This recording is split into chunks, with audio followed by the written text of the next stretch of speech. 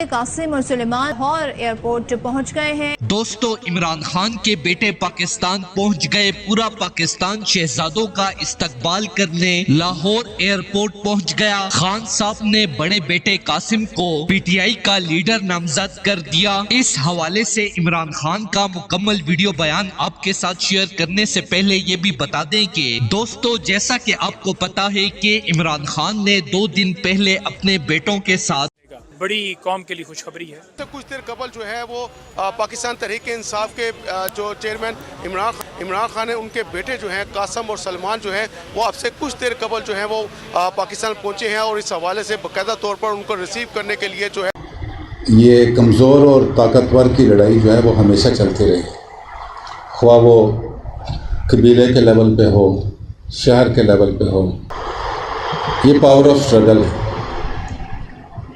اور اس میں زمانہ امن جو ہے وہ ریلیٹیولی کم رہا ہے۔ زیادہ تر اس پاور سٹرگل میں قومیں مصروف رہی۔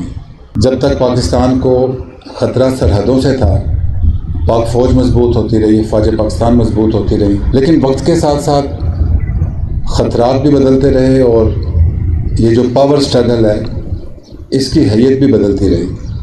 تو یہ زندگی کا حصہ ہے، یہ سٹرگل زندگی کا حصہ ہے، یہ صدیوں سے چلتی آ رہی۔